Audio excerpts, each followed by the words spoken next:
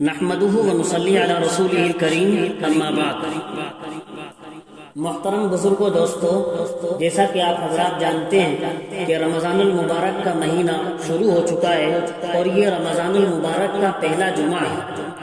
تو یہ رمضان کا مہینہ کیا حیثیت رکھتا ہے، اس بارے میں آپ حضرات سے کچھ عرض کرنا ہے۔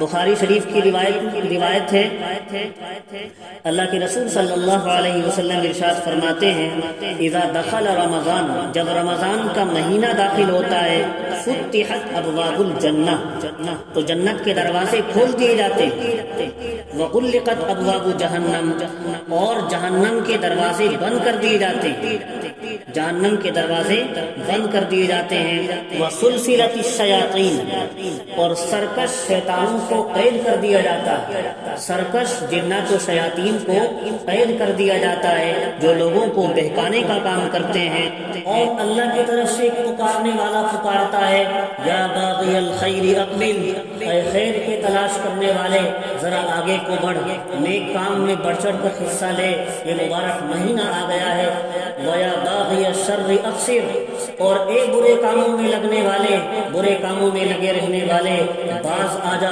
اقصر، باز آ جا، ذرا رک جا، اب تو باز آ جا۔ دوستو، صرف ظاہر کو دیکھنے والی ہماری نگاہوں میں تو رمضان اور غیر رمضان میں کوئی فرق محسوس نہیں ہوتا، جیسے دن رمضان سے پہلے گزر رہے تھے ایسے ہی دن رمضان میں بھی گزر جاتے ہیں۔ ظاہر، ہماری آنکھیں ظاہر کو دیکھتی ہیں، ظاہر میں تو ہمیں دنوں میں کوئی فرق محسوس نہیں ہوتا۔ رمضان کی رحمتوں اور برکتوں اور اس کی حقیقتوں کو تو سب سے زیادہ محسوس کرنے والی ذات آپ صلی اللہ علیہ وسلم کی ذات گرامی تھی۔ اللہ ہمیں بھی ایسی آنکھیں نصیب فرما دے جو رمضان کی رحمتوں برکتوں کا مشاہدہ کرنے والی ہو۔ اس لیے رمضان سے پہلے ہی اس کی تیاری کی طرف آپ صلی اللہ علیہ وسلم متوجہ ہو جایا کرتے تھے اور متوجہ فرماتے تھے، تو ہمارے لیے بھی ضروری ہے اس کی احتیاط رکھیں کہ رمضان کا وقت بازاروں کی نظر نہ ہو جائے، رمضان کا وقت دنیاوی کاموں میں صرف نہ ہو بلکہ اس کو عبادت کے لیے خالی کر لیا جائے۔ جیسا کہ آپ صلی اللہ علیہ وسلم رمضان کی تیاری پہلے سے کیا کرتے تھے، علماء نے لکھا ہے ہم بھی رمضان سے پہلے رمضان کی تیاری کر لیں۔ رمضان میں افطار کا سامان، سحری کا سامان، عید کے متعلق کچھ ضروری سامان، جو ہمیں سامان رمضان میں خریدنا پڑتا ہے، جس کو خریدنے کے لیے ہم رمضان میں بازاروں میں پہنچتے ہیں، اس کو رمضان سے پہلے ہی خرید کر رکھ لیں تاکہ رمضان کا مہینہ اس کو اللہ کی عبادت کے لیے خاص کر لیا جائے۔ تو رمضان تو نیکیاں کمانے کا ایک سیزن ہے، علماء نے لکھا ہے یہ نیکیاں کمانے کا سیزن ہے۔ جس طرح ایک دنیا دار کا سیزن ہوا کرتا ہے، سال میں 1-2 مہینے کا اس کا سیزن ہوتا ہے، وہ اپنے سیزن میں یہ سمجھتا ہے کہ میں رات دن لگ کر خوب اچھا خاصا پیسہ کما لوں گا، رات دن لگ کر وہ اپنے سیزن میں خوب اچھا خاصا پیسہ کما لیتا ہے۔ لہذا اس طرح یہ رمضان نیکیاں کمانے کا سیزن ہے۔ سال میں 11 مہینے ہم اپنے کام کاج میں لگے رہتے ہیں، تو اگر ایک مہینہ ہم اللہ کی عبادت کے لیے خالص کر دیں اور اس میں نیکیاں، اس میں نیک اعمال خوب کریں تو کیا بعید بات ہے۔ ہم اس رمضان کو اگر نیکیاں کمانے کا سیزن ہی بنا لیں، خوب نیک اعمال کریں اور رمضان سے خوب فائدہ اٹھائیں تو کوئی مشکل بات نہیں ہے۔ اللہ ہم سب کو عمل کی توفیق نصیب فرمائے۔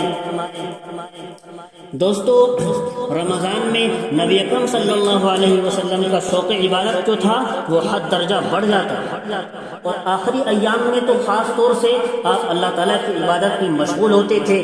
رمضان کی آخری 10 دن بالکل اللہ کے لیے فارغ کر لیتے اور مسجد میں معتکف ہو جاتے۔ رمضان انتہائی مقدس اور بابرکت مہینہ ہے۔ اس مہینے میں باری تعالیٰ اپنے بندوں پر بے شمار نعمتوں اور رحمتوں کا نزول فرماتے ہیں۔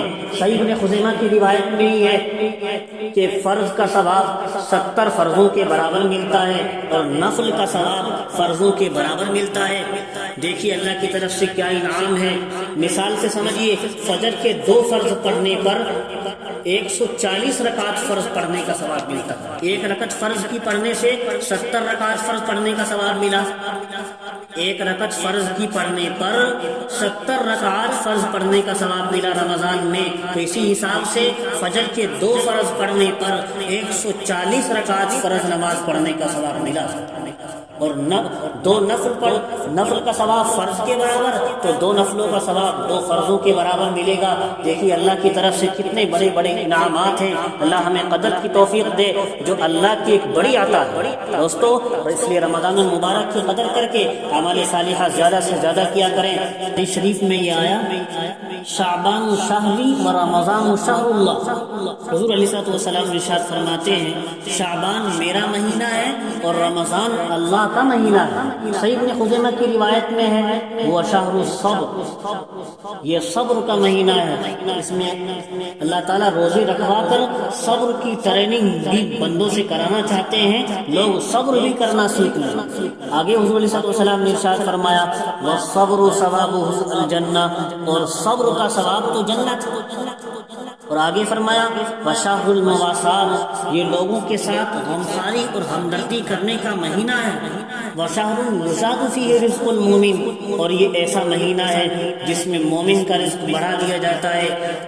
چنانچہ مشاہدہ بھی ہے رمضان میں غریب سے غریب آدمی کے یہاں رزق کی وسعت ہو جاتی ہے، ایک آدھ چیز کھانے میں بڑھ جاتی ہے، یہ اللہ کی طرف سے خاص برکت ہوتی ہے۔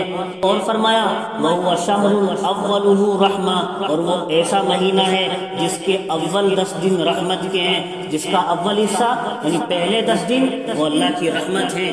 رمضان اللہ کی رحمتوں کا موسم بہار ہے، اس میں اللہ کی رحمتیں اس کے بندوں پر موسلا دھار بارش کی طرح برستی ہیں۔ رحمت حق بہانہ میں جو ہے اللہ کی رحمت بخشش کے لیے بہانہ ڈھونڈتی ہے۔